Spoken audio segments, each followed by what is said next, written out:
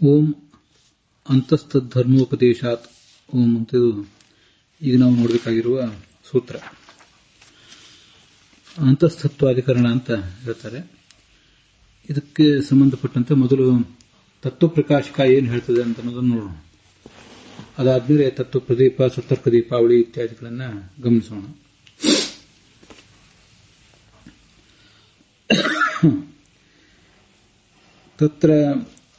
ಅತ್ರ ಪರಮಾತ್ಮನಿ ಅನ್ಯತ್ರ ಪ್ರಸಿದ್ಧ ಇಂದ್ರಾದಿ ನಾಮ ಸಮನ್ವಯ ಸಿದ್ಧಾರ್ಥಂ ಅಂತಸ್ಥತ್ವಲಿಂಗ ಸಮನ್ವಯ ಸಮರ್ಥನಾತ್ ಅಸ್ತಿ ಶಾಸ್ತ್ರಾದಿ ಸಂಗತಿ. ಒಟ್ಟಾರೆ ಶಾಸ್ತ್ರಕ್ಕೂ ಈಗಿನ ಈ ಅಧಿಕರಣಕ್ಕೂ ಏನು ಸಂಬಂಧ ಅಂತ ಅನ್ನೋದನ್ನು ತೋರಿಸಬೇಕಾಗಿದೆ. ಮೊದಲು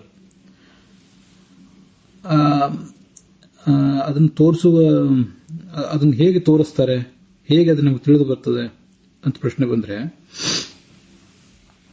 ಅನ್ಯತ್ರ ಪ್ರಸಿದ್ಧವಾದಂತಹ ಇಂದ್ರಾದಿ ನಾಮಗಳಿವೆಲ್ಲ, ಇಂದ್ರ, ಸೂರ್ಯ ಮೊದಲಾದ ನಾಮಗಳು, ಇವೆಲ್ಲ ಅನ್ಯತ್ರ ಪ್ರಸಿದ್ಧವಾದಂತಹ ನಾಮಗಳು. ಆ ನಾಮಗಳ ಸಮನ್ವಯವನ್ನು ಪರಮಾತ್ಮನಲ್ಲಿ ಮಾಡಿ ತೋರಿಸ್ತಾ ಇದ್ದಾರೆ. 4 ಥರದ ಶಬ್ದಗಳಿವೆ, ಅದರ ವಿಭಾಗಗಳನ್ನೆಲ್ಲ ಈ ಹಿಂದೆ ನಾವು ನೋಡಿದ್ದೇವೆ. ಯಾವ್ಯಾವ ಪಾದದಲ್ಲಿ ಯಾವ್ಯಾವ ಶಬ್ದಗಳ ಸಮನ್ವಯ ಮಾಡ್ತಾರೆ ಅಂತ ಹಿಂದೆ ನೋಡಿದ್ವಿ. ಅದರಲ್ಲಿ ಇಂದ್ರ, ಸೂರ್ಯ ಮೊದಲಾದ ನಾಮಗಳನ್ನು ನೋಡಿದಾಗ, ಕೇಳಿದಾಗ ನಮಗೆ ಮೊದಲು ಇಂದ್ರಾದಿ ದೇವತೆಗಳ ನೆನಪೇ ಬರ್ತದೆ. ಅದು ಆ ಎಲ್ಲ ಶಬ್ದಗಳ ಸಮನ್ವಯವನ್ನು ನಾವು ಭಗವಂತನಲ್ಲಿ ಮಾಡಿ ತೋರಿಸಬೇಕಾಗಿದೆ. ಸಮನ್ವಯ ಸಿದ್ಧಾರ್ಥಂ ಅಂತಿದೆ ನೋಡಿ, ಸಮನ್ವಯದ ಸಿದ್ಧಿಗಾಗಿ. ಯಾವುದರ ಸಮನ್ವಯ? ಇಂದ್ರಾದಿ ಪ್ರಸಿದ್ಧ ನಾಮ, ಇಂದ್ರ, ಸೂರ್ಯ ಮೊದಲಾದ ನಾಮಗಳು, ಅವುಗಳಿಗೆ ಸಮನ್ವಯವನ್ನು ಎಲ್ಲಿ ತೋರಿಸಬೇಕಾಗಿದೆ? ಪರಮಾತ್ಮನಲ್ಲಿ ತೋರಿಸಬೇಕಾಗಿದೆ. ನಡುವೆ ಕನ್ನಡದಲ್ಲಿ ಅದಕ್ಕೆ ನಿಮಗೆ ಆಕಾಂಕ್ಷೆ ಹೇಳಿದೆ. ಪರಮಾತ್ಮನೇ ಅನ್ಯತ್ರ, ಪರಮಾತ್ಮನಲ್ಲಿಯೂ ಮತ್ತು ಅನ್ಯತ್ರವೂ ಪ್ರಸಿದ್ಧ ಅಂತ ಹೀಗೇನೋ ಅದಕ್ಕೆ ಅರ್ಥ ಅಲ್ಲ. ಬೇರೆ ಕಡೆ ಪ್ರಸಿದ್ಧವಾದ ಇಂದ್ರಾದಿ ನಾಮಗಳೇನಿವೆ ಅವುಗಳನ್ನು ಪರಮಾತ್ಮನಲ್ಲಿ ಸಮನ್ವಯ ಮಾಡಿ ತೋರಿಸಬೇಕಾಗಿದೆ. ಸಿದ್ಧಾರ್ಥಂ, ಆ ತೋರಿಸುವುದಕ್ಕಾಗಿ ಅಂತಸ್ಥತ್ವ ಲಿಂಗ ಸಮನ್ವಯ ಸಮರ್ಥನಾತ್. ಅಂತಸ್ಥತ್ವ ಎಂಬ ಲಿಂಗವನ್ನ, ಅಂತಸ್ಥತ್ವ ಎಂಬ ಲಿಂಗ ಅಂದ್ರೆ ಒಳಗಿರುವವನು ಯಾರು ಅಂತ ಪ್ರಶ್ನೆ. ಈಗ ನಮ್ಮ ದೇಹದ ಒಳಗಿರುವವನು ಯಾರು ಅಂತ, ಆ ಒಳಗಿರುವಿಕೆ ಅನ್ನುವ ಲಿಂಗ ನಾವು ಅದನ್ನು ವಿಚಾರ ಮಾಡಿ ಅದನ್ನು ಸಮರ್ಥನೆ ಮಾಡಿ ತೋರಿಸಿದ್ರೆ ಈ ಎಲ್ಲ ಸಂಶಯಗಳು ಪರಿಹಾರ ಕಾಣ್ತವೆ. ಅದಕ್ಕಾಗಿ ಅಸ್ತಿ ಶಾಸ್ತ್ರ ಸಂಗತಿ, ಇಲ್ಲಿ ಅಂತಸ್ತತ್ವ ಎಂಬ ಲಿಂಗವನ್ನು ಸಮರ್ಥಿಸಿ ತೋರಿಸ್ತಾ ಇದ್ದಾರೆ. ಆದ್ದರಿಂದ ಶಾಸ್ತ್ರಾದಿ ಸಂಗತಿಯೇ ಅಸ್ತಿ. ಆ ಶಾಸ್ತ್ರದ ಜೊತೆಗೆ ನಾವೀಗ ನೋಡ್ತಾ ಇರುವ ಅಧಿಕರಣಕ್ಕೆ ಸಂಗತಿ ಇದೆ ಅಂತ ಅದರ ತಾತ್ಪರ್ಯ. ಇನ್ನು ಶ್ರುತಿ ಅಧಿಕರಣ ಸಂಗತಿ ದರ್ಶಯತಿ. ಶ್ರುತಿ ಅಂದರೆ ವೇದವಾಕ್ಯ. ಆ ವೇದವಾಕ್ಯಕ್ಕೂ ಇದಕ್ಕೂ, ಈಗ ನಾವು ನೋಡ್ತಿರುವ ಅಧಿಕರಣಕ್ಕೂ ಈ ಸೂತ್ರಕ್ಕೂ ಏನು ಸಂಗತಿ? ಹಾಗೆ ಇಲ್ಲಿ ಬಂದಿರುವ ಅಧಿಕರಣಕ್ಕೂ ಸೂತ್ರಕ್ಕೂ ಏನು ಸಂಗತಿ ಅಂತ ಹೀಗೆಲ್ಲ ಪ್ರಶ್ನೆ ಬಂದಾಗ ಅದಕ್ಕೆ ಅದೃಶ್ಯ ಅನಾತ್ಮೆ ಅಂತ ತೈತರಿಯ ಉಪನಿಷತ್ನಲ್ಲಿ ಬಂದ ವಾಕ್ಯವನ್ನು ಆಚಾರ್ಯ ತಗೊಂಡಿದ್ದಾರೆ. ಅದೃಶ್ಯ ಅನಾತ್ಮನೆ ಇತ್ಯುಕ್ತಂ ಅಂತ. ಇದಕ್ಕೆ ಸಂಬಂಧಪಟ್ಟಂತೆ ಈ ಭಾವದೀಪದಲ್ಲಿ ಪರಮಾತ್ಮನ ಸಮನ್ವಯೇತಿ ಅನ್ಯತ್ರ ಪ್ರಸಿದ್ಧ ಇಂದ್ರಾದಿ ನಾಮೇತಿ ಚ ಉಕ್ತ್ಯ ಕ್ರಮೇಣ ಶಾಸ್ತ್ರ ಅಧ್ಯಯನ ಪಾದೇಶು ಅಂತರ್ಭಾವ ಅಂತ ಮಾತಿದೆ. ಜಯತೀರ್ಥರ ಮಾತುಗಳಿಗೆ ಅರ್ಥ ಹೇಳ್ತಿದ್ದಾರೆ ರಾಘವೇಂದ್ರ ಸ್ವಾಮಿಗಳು. ಪರಮಾತ್ಮನೇ ಅಂತ ಒಂದು ಶಬ್ದ ಹೇಳಿದ್ದಾರೆ ಜಯತೀರ್ಥರು, ಮತ್ತೆ ಸಮನ್ವಯ ಅಂತ ಇನ್ನೊಂದು ಶಬ್ದ ಹೇಳಿದ್ದಾರೆ, ಅನ್ಯತ್ರ ಪ್ರಸಿದ್ಧ ಇಂದ್ರಾದಿ ನಾಮ ಅಂತ ಇನ್ನೊಂದು ಶಬ್ದ ಹೇಳಿದ್ದಾರೆ. ಇವನ್ನೆಲ್ಲ ಹೇಳಿದ್ರಿಂದ ಕ್ರಮವಾಗಿ ಶಾಸ್ತ್ರ, ಅಧ್ಯಯನ, ಅಧ್ಯಾಯ ಮತ್ತು ಪಾದ, ಅವುಗಳ ಜೊತೆಗೆ ಈ ಸೂತ್ರಕ್ಕೆ ಸಂಗತಿ ಅಂತ ಅನ್ನೋದು ಗೊತ್ತಾಗ್ತದೆ ಅಂತದ ತಾತ್ಪರ್ಯ. ಈಗ ನೋಡಿ, ಪರಮಾತ್ಮನೇ ಅಂತ ಬಂದಿದ್ದರಿಂದ ಶಾಸ್ತ್ರದ ಸಂಗತಿ ಗೊತ್ತಾಯಿತು. ಒಟ್ಟಾರೆ ಶಾಸ್ತ್ರ ಅಂತ ಅನ್ನೋದು ಬ್ರಹ್ಮ ಜಿಜ್ಞಾಸೆಗಾಗಿರುವುದು. ಇಲ್ಲಿ ನಾವು ಕೂಡ ಪರಮಾತ್ಮನ ಜಿಜ್ಞಾಸೆಯನ್ನೇ ಮಾಡ್ತಾ ಇದ್ದೇವೆ. ಆ ಪರಮಾತ್ಮನಲ್ಲಿ ಇಂದ್ರ, ಚಂದ್ರ, ಸೂರ್ಯ ಮೊದಲಾದ ಶಬ್ದಗಳು ಹೇಗೆ ಸಮನ್ವಿತ ಆಗ್ತವೆ ಅಂತ ಅನ್ನೋದನ್ನು ನಾವು ನೋಡೋರಿದ್ದೇವೆ. ಮುಂದೆ ಸಮನ್ವಯ ಅಂತ ಹೇಳಿದ್ದಾರೆ. ಸಮನ್ವಯ ಅಂತ ಹೇಳಿದ್ರಿಂದ ಈ ಅಧ್ಯಾಯದ ಸಂಗತಿ ತೋರಿಸಿದಾಗಾಯಿತು. ಯಾಕೆಂದ್ರೆ ಈ ಅಧ್ಯಾಯವೇ ಸಮನ್ವಯಾಧ್ಯಾಯ. ಸಮನ್ವಯಾಧ್ಯಾಯ, ಅವಿರೋಧಾಧ್ಯಾಯ, ಸಾಧನಾಧ್ಯಾಯ ಮತ್ತು ಫಲಾಧ್ಯಾಯ. ಹೀಗೆ ಸಮನ್ವಯ ಅಂತ ಶಬ್ದವನ್ನು ಜಯತೀರ್ಥರು ಪ್ರಯೋಗಿಸುವುದರ ಮೂಲಕ ಈ ಅಧ್ಯಾಯದ ಸಂಗತಿಯನ್ನ, ಅಧ್ಯಾಯದೊಂದಿಗೆ ಸೂತ್ರಕ್ಕಿರುವ ಸಂಬಂಧವನ್ನು ತೋರಿಸಿದಾಗಾಯಿತು. ಮತ್ತೆ ಇಂದ್ರಾದಿ ನಾಮ ಅಂತ ಈಗ ಬಂತಲ್ಲ, ಆದ್ದರಿಂದ ಈ ಪಾದದ ಸಂಗತಿಯನ್ನು ತೋರಿಸಿದಾಗಾಯಿತು. ಮೊದಲನೇ ಅಧ್ಯಾಯದ ಮೊದಲನೇ ಪಾದ ಇರುವುದು ಅನ್ಯತ್ರ ಪ್ರಸಿದ್ಧವಾದ ನಾಮಗಳ ಸಮನ್ವಯವನ್ನು ಭಗವಂತನಲ್ಲಿ ಮಾಡಿಕೊಡುವುದಕ್ಕೋಸ್ಕರ. ಹೀಗೆ ಈ ಪಾದದೊಂದಿಗೆ ಈ ಸೂತ್ರಕ್ಕೇನು ಸಂಬಂಧ ಅಂತಿಷ್ಟು ತೋರಿಸಿದಾಗಾಯಿತು.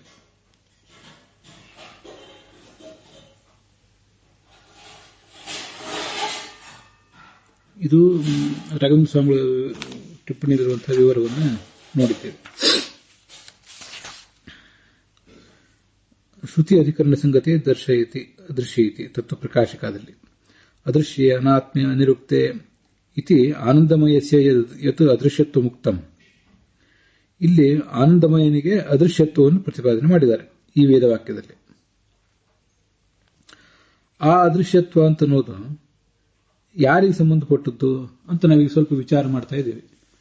ಜಿಜ್ಞಾಸೆ ಮಾಡೋರು ಜಿಜ್ಞಾಸೆ ಮಾಡ್ತಾ ಇದ್ದಾರೆ, ಪ್ರಶ್ನೆ ಕೇಳೋರು ಪ್ರಶ್ನೆ ಕೇಳ್ತಿದ್ದಾರೆ. ಯತ್ ಅದೃಶ್ಯತ್ವ ಮುಕ್ತಂ, ಭಗವಂತನನ್ನ ಆನಂದಮಯ ಅಂತ ಹೇಳಿದ್ದಾರೆ. ಭಗವಂತನನ್ನ ಅದೃಶ್ಯ, ಅನಾತ್ಮ್ಯ, ಅನಿಲಯನ ಅಂತೆಲ್ಲ ಹೇಳಿದ್ದಾರೆ. ಅದರಲ್ಲಿ ಅಂತಃಪ್ರವಿಷ್ಟ ಅಂತ ಕೂಡ ವರ್ಣನೆ ಮಾಡಿದ್ದಾರೆ. ಅದೆಲ್ಲಿದೆ ಅಂದ್ರೆ ಅಂತಃಪ್ರವಿಷ್ಟ ಅಂತ ತೈತ್ತರೀಯ ಉಪನಿಷತ್ತನ್ನು ಒಂದ್ ಕಡೆ ನಾವು ನೋಡ್ತಾ ಇದ್ದೀವಿ, ತೈತ್ತರೀಯ ಆರಣ್ಯಕವನ್ನು ಒಂದ್ ಕಡೆ ಗಮನಿಸಬೇಕು. ಅದೃಶ್ಯ ಅನಾತ್ಮ್ಯ ಅನಿರುಕ್ತೆ ಅಂತ ನೋಡ್ತೀರ ತೈತ್ತರೀಯ ಉಪನಿಷತ್ತು. ಮುಂದೆ ಅಂತಃಪ್ರವಿಷ್ಟಂ ಕರ್ತಾರಮೇತಂ ಅಂತಶ್ಚಂದ್ರಮಸಿ ಮನಸಾಚರಂತಂ ಸಹೈವ ಸಂತಂ ನ ವಿಜಾನಂತಿ ದೇವಾಹ ಐತ ತೈತ್ತರೀಯ ಆರಣ್ಯಕ. ಇದು ಭಾಷ್ಯವಾಕ್ಯ ಗಮನಿಸಿ. ಭಾಷ್ಯವಾಕ್ಯದಲ್ಲಿ ಹೀಗಿದೆ, ಇತಿ ಅಂತಸ್ಥಸ್ಯ ಕಸ್ಯಚಿತ್ ಉಚ್ಯತೆ. ಅಂತಸ್ಥನಾದಂತಹ ಕಸ್ಯಚಿತ್ ಯಾವನೋ ಒಬ್ಬ ದೇವತೆಗೆ ಈ ಅಂತಃಪ್ರವಿಷ್ಟ ಅದೃಶ್ಯತ್ವವನ್ನು ವರ್ಣನೆ ಮಾಡಿದ್ದಾರೆ. ಯಾಕೆಂದ್ರೆ ಅದೃಶ್ಯತ್ವ ಅಂದ್ರೆ ಏನರ್ಥ? ಯಾರ ದೃಷ್ಟಿಗೂ ಪೂರ್ಣವಾಗಿ ಗೋಚರ ಆಗದೆ ಎನ್ನುವರು ಅಂತ ಅರ್ಥ. ಆ ತೈತ್ತರೀಯ ಆರಣ್ಯಕದ ಮಾತು ಏನು ಹೇಳ್ತಾ ಇದೆ? ಅಂತಃಪ್ರವಿಷ್ಟಂ, ಒಳಗಿರುವಂಥವನು ಒಬ್ಬ ಕರ್ತ ಇದ್ದಾನೆ, ಈ ಕರ್ತ ಇದ್ದಾನೆ. ಏತಂದ್ರೆ ಈ ಕರ್ತ. ಅಂತಶ್ಚಂದ್ರಮಸಿ ಮನಸಾಚರಂತಂ, ಚಂದ್ರಮಸಿ ಅಂತ ಏನರ್ಥ ಅಂತ ಮುಂದೆ ಹೇಳ್ತೇನೆ. ಇವನು ಒಳಗಿದ್ದಾನೆ. ಸಹೈವ ಸಂತಂ, ನಮ್ಮ ಜೊತೆಗೇನೆ ಇದ್ರೂ ಕೂಡ ನ ವಿಜಾನಂತಿ ದೇವಾಹ, ದೇವತೆಗಳು ಅವನನ್ನು ತಿಳಿತಾ ಇಲ್ಲ ಅಂತ ಹೀಗೆ ಬಂದಿದೆ. ಹೀಗೆ ದೇವತೆಗಳು ತಿಳಿತಾ ಇಲ್ಲ ಅಂತಂದ್ರೆ ಇದು ಒಂದೇ ತೈತ್ತರೀಯ ಆರಣ್ಯಕದ ವಾಕ್ಯದಲ್ಲಿ ಅವನೇ ಅಂತಃಪ್ರವಿಷ್ಟನಾಗಿದ್ದಾನೆ, ಅವನೇ ಎಲ್ಲರಿಂದಲೂ ಕೂಡ ಅದೃಶ್ಯನಾಗಿದ್ದಾನೆ ಅಂತ ತಿಳಿದು ಬಂತು. ಹಾಗಾಗಿ ಸಹೈವ ಸಂತಂನ ವಿಜಾನಂತಿ ದೇವಾಹ ಅನ್ನೋ ಮಾತಿನಿಂದ ಏನು ಅದೃಶ್ಯತ್ವ ತಿಳಿತಾ ಇದೆ, ಇದೇ ಅದೃಶ್ಯತ್ವವನ್ನೇ ಅಲ್ಲಿ ಹಿಂದೆ ಪ್ರತಿಪಾದನೆ ಮಾಡಿದ್ದಾರೆ ತೈತ್ತರೀಯ ಉಪನಿಷತ್ತಿನಲ್ಲೂ ಕೂಡ. ಮಂತ್ರ, ಬ್ರಾಹ್ಮಣ, ಆರಣ್ಯಕ, ಉಪನಿಷತ್ತು ಇಷ್ಟು ಭಾಗಗಳಿರ್ತವೆ ವೇದದಲ್ಲಿ. ತೈತ್ತರೀಯ ಉಪನಿಷತ್ತನ್ನು ಗಮನಿಸುವಾಗ ತೈತ್ತರೀಯ ಆರಣ್ಯಕ ಏನು ಹೇಳ್ತದೆ ಅಂತ ಅನ್ನೋದನ್ನು ಗಮನಿಸಬೇಕಲ್ಲ. ಇಲ್ಲಿ ಅಂತಃಪ್ರವಿಷ್ಟನಾದವನನ್ನೇ ಅದೃಶ್ಯ ಅಂತ ವರ್ಣನೆ ಮಾಡಿದ್ದಾರೆ ತೈತ್ತರೀಯ ಆರಣ್ಯಕದಲ್ಲಿ. ತೈತ್ತರೀಯ ಉಪನಿಷತ್ತಿನಲ್ಲಿ ಒಬ್ಬನನ್ನ ಅದೃಶ್ಯ ಅಂತ ಹೇಳಿದ್ದಾರೆ. ಆ ಅದೃಶ್ಯ ಯಾರೀಗ ಅಂತ ನಾವು ವಿಚಾರ ಮಾಡಬೇಕು. ಇದು ಭಾಷ್ಯವಾಕ್ಯ ಓದಿದೆ. ಈಗ ತತ್ವಪ್ರಕಾಶಕ ವಾಕ್ಯ ನೋಡಿ. ಅದೃಶ್ಯ ಅನಾತ್ಮ್ಯ ಅನಿರುಕ್ತೆ ಇತಿ ಈ ಒಂದು ತೈತ್ತರೀಯ ಉಪನಿಷತ್ನಲ್ಲಿ ಆನಂದಮಯನಿಗೆ ಏನು ಅದೃಶ್ಯತ್ವವನ್ನು ಹೇಳಿದ್ದಾರೆ, ಏನು ಅದೃಶ್ಯತ್ವ ಹೇಳಲ್ಪಟ್ಟಿದೆ, ಆ ಅದೃಶ್ಯತ್ವ ತಚ್ಚ ಅದೇ ಅದೃಶ್ಯತ್ವವೇ ಅಂತಃಪ್ರವಿಷ್ಟಮಿತಿ ವಾಕ್ಯ. ಅಂತಃಪ್ರವಿಷ್ಟಂ ಮನಸಾಚರಂತಂ ಎಂಬ ತೈತ್ತರೀಯ ಆರಣ್ಯಕದ ವಾಕ್ಯದಲ್ಲಿ ಕಸ್ಯಚಿತ್ ಯಾವನೋ ಒಬ್ಬ ತತ್ವ, ಯಾವನೋ ಒಬ್ಬ ಶಕ್ತಿ, ಅವನಿಗೆ ಯಾರವನು ಅಂದ್ರೆ ಅಂತಃಪ್ರವಿಷ್ಟನಾದಂತಹ ಒಬ್ಬ ವ್ಯಕ್ತಿ, ಅವನು ಸಹೈವ ಸಂತಂ ನ ವಿಜಾನಂತಿ ದೇವಾಹ ಎಂಬುದಾಗಿ ಅದೃಶ್ಯತ್ವವನ್ನು ಪ್ರತಿಪಾದನೆ ಮಾಡಿದ್ದಾರೆ. ನಮ್ಮ ಜೊತೆಗೆ ಇದ್ರೂ ಕೂಡ ದೇವತೆಗಳ ಆತನನ್ನು ತಿಳಿದಿಲ್ಲ ಅಂತ. ಹಾಗಾದ್ರೆ ಈಗ ಪ್ರಶ್ನೆ ನಮ್ಮ ಎದುರಿಗೆ, ಸಹ ಅಂತಸ್ಥಃ ನಿರ್ಣಯವೋ ಭವತಿ. ಅಂತಸ್ಥ ಯಾರೀಗ ಅಂತ ನಾವು ಜಿಜ್ಞಾಸೆ ಮಾಡಬೇಕಾಯ್ತು. ಅಂತೂ ಒಳಗೊಬ್ಬ ಇದ್ದಾನೆ, ಅವನು ಎಲ್ಲರೂ ಯಾರಿಗೂ ಪೂರ್ಣವಾಗಿ ದೃಶ್ಯನಾಗಿಲ್ಲ ಅಂತ ಬಂತು. ಹಾಗಾದ್ರೆ ಅವನು ಯಾರು ಅಂತ ನಿರ್ಣಯ ಮಾಡಬೇಕು. ಅವನು ವಿಷ್ಣುವಿಗಿಂತ ಭಿನ್ನ ಅಂತ ಒಂದು ವೇಳೆ ಆದರೆ ಅದೃಶ್ಯತ್ವವು ಕೂಡ ಅವನಿಗೆ ಬಂತು. ವಿಷ್ಣುವಿಗಿಂತ ಭಿನ್ನನಾದ ಯಾವನೋ ಒಬ್ಬ ದೇವತೆಗೆ ಅದೃಶ್ಯತ್ವ ಬಂದರೆ, ಯಾವನೋ ಒಬ್ಬ ದೇವತೆಗೆ ಅಂತಸ್ಥತ್ವ ಬಂದರೆ ತಸ್ಯ ವಿಷ್ಣು ಅನ್ಯತ್ವ. ತತ್ವಪ್ರಕಾಶಕ ವ್ಯಾಖ್ಯೆ ನೋಡಿ. ಅಂತಸ್ಥನಾದವನು ವಿಷ್ಣುವಿಗಿಂತ, ತಸ್ಯ ಎಂಬ ಶಬ್ದಕ್ಕೆ ಅಂತಸ್ಥನಾದವನು ಅಂತ ಅರ್ಥ. ಅಂತಸ್ಥನಾದವನು ವಿಷ್ಣುವಿಗಿಂತ ಭಿನ್ನ ಅಂತ ಆದರೆ ಅದೃಶ್ಯತ್ವ ಅವನಿಗೆ ಬರಬೇಕು. ಅದೃಶ್ಯತ್ವಂ ಚ ತಸ್ಯೈವ ಇತಿ ಆನಂದಮಯಸ್ಯ ಅನ್ಯತ್ವ ಪ್ರಸಂಗಾತ್. ಆದ್ದರಿಂದ ಕೊನೆಗೆ ಈ ಆನಂದಮಯತ್ವವು ಕೂಡ ಆ ವಿಷ್ಣುವಿಗಿಂತ ಭಿನ್ನನಾದವನಲ್ಲೇ ಬರಬೇಕಾಗ್ತದೆ. ಯಾಕೆಂದ್ರೆ ಅಲ್ಲಿ ಅದೃಶ್ಯ ಅನಾತ್ಮೆ ಅಂತ ತೈತ್ರಿಯ ಉಪನಿಷತ್ನಲ್ಲಿ ಅವನನ್ನೇ ಅದೃಶ್ಯ ಅಂತನೂ ಆನಂದಮಯ ಅಂತನೂ ವರ್ಣಿಸಿದ್ದಾರೆ ಅದೇ ಭಾಗದಲ್ಲಿ. ಆದ್ದರಿಂದ ಎಲ್ಲಿ ಅದೃಶ್ಯತ್ವ ಇರ್ತದೋ, ಎಲ್ಲಿ ಅಂತಸ್ಥತ್ವ ಇರ್ತದೋ ಅಲ್ಲೇ ಅದೃಶ್ಯತ್ವ, ಎಲ್ಲಿ ಅದೃಶ್ಯತ್ವ ಇರ್ತದೋ ಅಲ್ಲೇ ಆನಂದಮಯತ್ವ. ಅದರಿಂದ ಇವೆಲ್ಲವೂ ಕೂಡ ಆನಂದಮಯನಾದವನು ವಿಷ್ಣು ಅಲ್ಲ, ಇನ್ಯಾವನೋ ಒಬ್ಬವ ಅಂತ ಪ್ರಸಂಗ ಬಂತು. ಹಾಗಾದ್ರೆ ನಮ್ಮ ಈಗಿನ ಪ್ರಕರಣಕ್ಕೆ, ಈಗ ನಾವು ನೋಡ್ತಿರೋ ಭಾಗಕ್ಕೆ ಅಂತಸ್ಥನಾದ ಒಂದು ದೇವತೆಯೇ ವಿಷಯ. ಅವನನ್ನು ತೀರ್ಮಾನ ಮಾಡಬೇಕಾಗಿದೆ ನಾವೀಗ. ಸಂದೇಹ ಏನಿದೆ, ಸಂದೇಹ ಮತ್ತೆ ವಿಷಯ ಇವೆಲ್ಲ ಬೇಕು, ಸಂದೇಹ ಬೀಜ ಇದೆಲ್ಲ ಬೇಕು ಅಂತ ನಾವು ಹಿಂದೆ ಹೇಳಿದ್ದೀವಿ. ಸಂದೇಹ ಈ ವಿಷಯ ಯಾರು ಅಂದ್ರೆ ಅಂತಸ್ಥನಾದಂಥ ವ್ಯಕ್ತಿಯೇ ವಿಷಯ, ಒಳಗಿರುವ ತತ್ವವೇ ವಿಷಯ. ಅವನು ಹಾಗಾದ್ರೆ ಸಂದೇಹ ಏನಂದ್ರೆ ಒಳಗಿರುವವನು ವಿಷ್ಣುವೋ ಅಥವಾ ಬೇರೆ ಯಾರೋ ಅಂತ ಸಂದೇಹ. ಇನ್ನು ಸಂದೇಹಕ್ಕೆ ಕಾರಣ ಏನು?